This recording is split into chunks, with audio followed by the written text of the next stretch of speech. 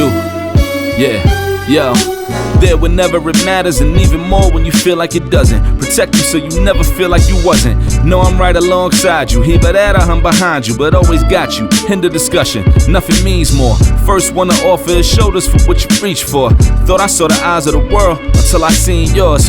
And know that I ain't see a better view yet. I'm with whatever, so don't ever you fret. Know that you covered, not a hurdle or a heartbreak. A change what a partake, cause none of them won't ever get comfortable in your walkway. My job is to aware you, fully loaded, prepare you for all of the above that I'm never letting get near you. But still in all, give you every advantage I found.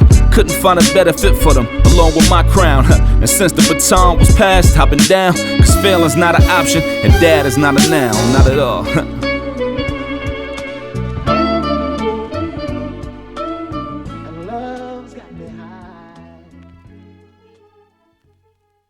Hey everybody, it's your boy Jay Rich. You know me, Spider-Man, all day, every day. Check it out. I'm making another game. Alright, so we know about my other game, VT Heroes, right? Deck building, fighting card game, 1v1, all that dope action. I wanted to change the genre up and see if I could do something else. So I decided I wanted to get into the realm of shooters. You know, like Call of Duty, all that kind of stuff. But I want to turn it into a card game. How, Sway? My crazy behind came up with Rival Aim. Yes, it's a 2 to 10 player arena shooter.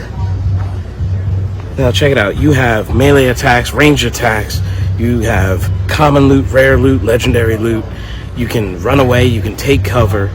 There's even a nuke. Let me stop myself right there. There's even a nuke that can kill almost everybody. I just took all the logic behind shooters and I put it to the simplicity of Uno. Wow. Crazy.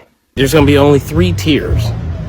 You can buy the game, you can get the game and the shirt, or you can get our super combo package where you can get the game, the shirt, a copy of VT Heroes, and a VT Heroes shirt.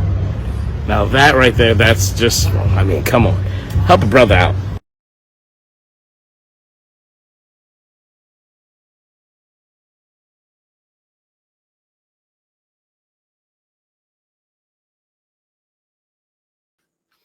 Welcome to another episode of Dad is Not a Noun, changing the narrative for men of color and fatherhood, as well as changing the narrative on the things I care about.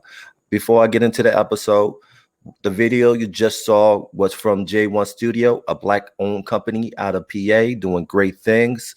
They are the creator of VT Heroes, dope card game, and now they have an Indigo campaign, 5 days left on their shooter game. All the description and the links are below, as well as I'm excited about the J1 Con coming in November. But again, check out the link, support them, and again, I want to thank them for being today's episode sponsor. Now, what I want to talk about is the Haitian Revolution.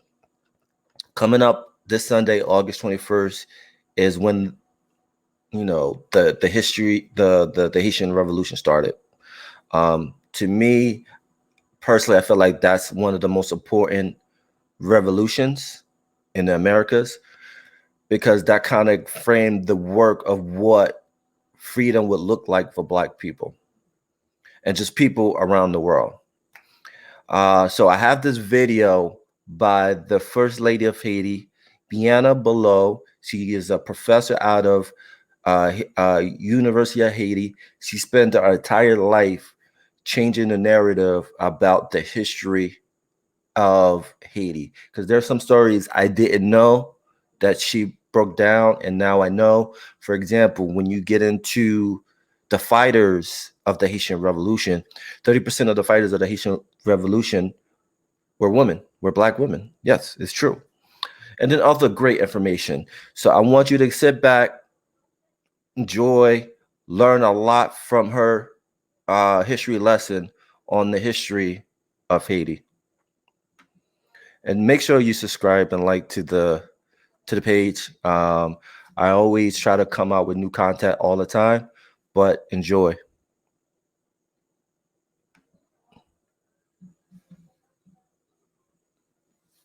Well, actually, Haiti's revolution did not begin in 1791. It began the day the first white person went to Africa and began to kidnap people in Africa. They did not just sit down and let themselves be taken away. They fought. They fought all the way to the boat. They fought on the boat.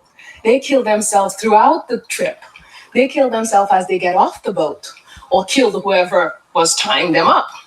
So the fight began the day the aggression, the kidnapping, the slave mentality began to capture people. Now, and the fight went everywhere. It's not just Haiti. That's another false idea that Haiti did a revolution.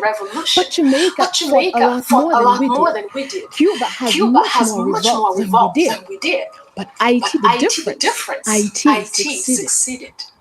And that is what makes the difference. But all the islands in St. Thomas, 3 women freed St. Thomas in 1773, took it away from the Dutch for almost a year before they were recaptured with the help of France and British Army. The Dutch put the island back into slavery and arrested the 3 women. But people don't know about that. Throughout Brazil. So the revolution is all over. It's not the Haitian Revolution.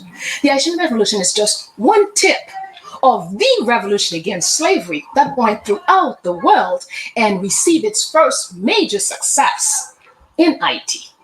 I would have to say, in the last period, the last string of battles that began in 1492, we have to take 3 characters, 3 major people, and their surrounding. We have to take, if we take the man, we'll have to take Boukman Dutty, who's from Jamaica, whose mother was a great revolutionary woman, was a Muslim woman.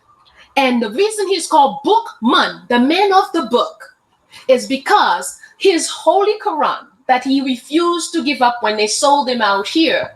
So the slave maker burnt the book on his skin. So he was all burnt up all in here, but the mark of the book stayed here. Why Boukman? And since he was purchased by Mr. Dutty, then his name became Boukman Dutty, the man of the book of the Dutty. Now for us, there is no such thing as chance and hazard. So there is a reason why this man, who's going to come from Jamaica, grow up here, become from a Muslim to a Hunga, participate actively in giving, being the what you call a tremplin, being what you jump over to push the last battle, if you want, to spring to propulse, okay, the last battle. So this Boukman Dutty, what is he going to say to us? He's going to say to the Haitian people, God, who has created the sun, who governs the wind, the clouds, he is your father. And he demands that you put an end to this thing here. You must avenge the wrong that has been done to you. Now, we have no other word from Boukman but that one speech that he did on August 14, 1791. So this is the man who brought the word, the clarified word that must be materialized. Fine. And of course, with this, a whole string of fighting and activities begun towards the final march for freedom. Now we're going to go to step 2. We're going to get to a man called François Dominique Breda, born so-called in slavery. But I say no, he was born out of slavery, but when purchased, as they usually do, they changed his name to François Dominique Breda. Fine. He is going to grow as he began to come into himself. He gets rid of the François. And what is the meaning of the word François? François means that which belongs to, is relative to France and its people. He gets rid of François. We find him Dominique Breda. He continues to fight. He gets rid of Dominique. And we find him Dominique, which means born on a Sunday. And we find him Toussaint Breda. And he gets rid of Breda. as he comes to full knowledge of who he is and take his role as the one who opens the way and traces the road to independence, we find him Toussaint Louverture. Toussaint, the one who has the powers of all the saints, Louverture, to open the way. So, as we step 2, he does his job of opening the way and tracing the road. What do we find him doing in the last minutes, the last days of his existence here? We do not find Toussaint fighting to stay in power. We do not find Toussaint begging Leclerc to keep him here. We find Toussaint fighting so Dessalines will be named a divisionary general. We find him fighting for Christophe to have another rank. We find him fighting to place everybody where they should be. And his last word here in Gonaïve to his godfather, Pierre Simon Baptiste, when Pierre Simon Baptiste asked him, Toussaint, so you're leaving us here, Toussaint smile and say, don't worry, everybody's in their post. The victory is already there. And he stepped onto the boat. So then Toussaint accomplishes his mission and goes. And then the next person steps on. It is what they call history, which we call our story, which is the story of all life forms on a particular space. So the R string is a string that goes on forever. There is no cutting this string. So Toussaint does his work, and the next guy step up to lead the work of the people that are involved. People from Jamaica, people from Grenada, people from all over the islands have found ways to come in and participate. African Americans from the United States have come here and fought in this battle over here. But all of this is sort of obscured when you have these individual type situations. Women, Toussaint Louverture says to us, women represent more than a third of all fighting troops. Children are the first people to step on any battlefield. Where are they? In his story that they gave us. We don't see them. But let's go on. The third step is when we get Jean-Jacques Dessalines as the leader. Now, this is the person, again, when we take all the stuff they say about him is really, well, but one of the things, the man speaks Yoruba. He makes a choice to have all his closest people Africans, which as a very humorous person, he called his closest troops who are just recently arrived Africans. He called them the Polish troop. Why? Because he says they speak Haitian as poorly as the Polish speak French. So this is the man who's going to structure the final blow. This man is born for this, raised by a military woman, Agbaraya Toya, whose name as Tante Toya, he calls Tante Toya, and everyone in that period called Tante Toya. This is this military woman from Dahomey who raised him all along and reminded him throughout his life that his destiny is to bring liberty to this land, and gave him the proper training in military and philosophy and spiritual and mysticism as well.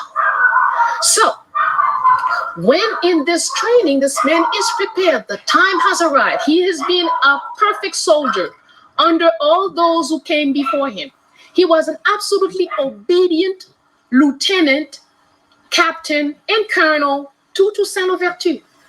He has received all his formal military functioning training and regulations from Toussaint.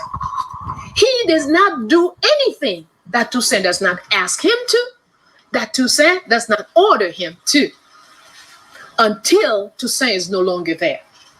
Then it is evident to everyone there is no other person to replace Toussaint and take the lead of the people's movement, and that is this man, Jean-Jacques Dessalines. Now, spiritually, when we analyze, just like we analyze Toussaint, and in our own spiritual language, Toussaint is a legba in Vodou. by his name, by his functioning, by his physical appearance, by his speaking all the languages that he spoke, by everything he did. He is a pure living Legba.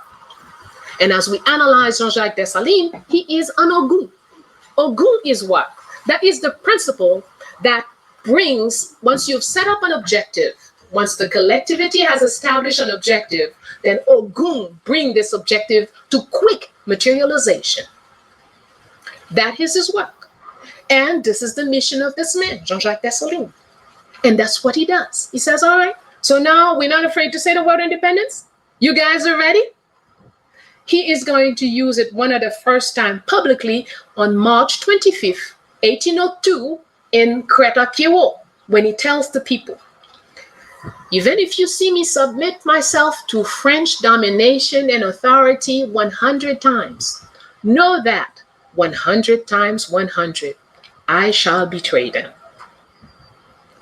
I promise you, I will give you independence. March 1802. He puts out his word, and his word is bond, and bond is life, and he shall give his life before his word shall fail. So Jean-Jacques Dessalines takes us to January 1st, 1804, Declaration of Independence. Declaration of Independence for the island of Haiti. Dessalines never spoke of a part of an island. The island of Haiti. Freedom for everywhere. When he made his security plans for structures and fortresses to be built, he made them for the entire island. Everything he did for the island. Okay? And he also told another very important thing. He says, today, we are celebrating one independence, military independence. All the other independence have yet to be conquered. He was very clear. Ogun always speak very frankly, differently from a Legba. Legba speaks in very symbolic terms, and everyone can take them whichever way they are comfortable with them. But Ogun speaks in very direct terms. He's usually hated or loved. Henri Christophe, when he's going to take over after Dessalines' death, then Christophe, his strength is that he picked up all of Dessalines' plans and executed them. Whereas in the West, Pétion, who was president, who is the assassin of Jean-Jacques Dessalines, he smashed everything that he had started, that Dessalines started.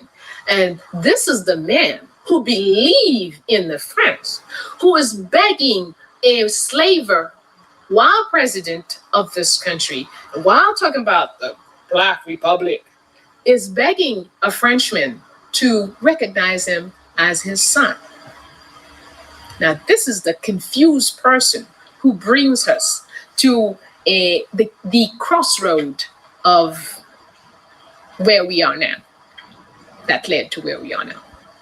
And that's the continuation of this sickness of wanting to be white, wanting to live out of yourself, out of your own nature, and it's going to be concretized by this thing is going to reach a higher level when this man is going to agree to pay France 150 million gold francs for an independence that we earned.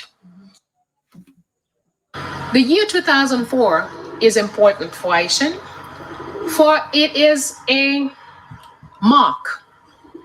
It is a time, as far as we are concerned, for remembering, going back and studying a victorious time in our lives, so we can pick up the principles of history, put them into structures, and so we can begin again to work as a victorious people. Jean-Jacques Dessalines himself said it, 1804. He said, look at what you did. He did not say, look at what I did. He said, look at what you did. He said, it's not the army's victory. It is your victory. For if you were not there for the army to hide, if you were not there to feed this army, if you were not there to bring him weapons, what would he have realized? Look at what you did. clap for yourselves. Yes, we have lost this. It's not written anywhere in no history manuals for the children. The children do not know what it is that they did in 1804. I believe if one does not have a good understanding of what has happened in the past, then you are not equipped to build the future. I believe that if your knowledge of history is just blurbs, little bleeps about this president, that president, oh, this one was no good, that one was this one was a killer, then if that's your understanding of what is called history, then you cannot project the future.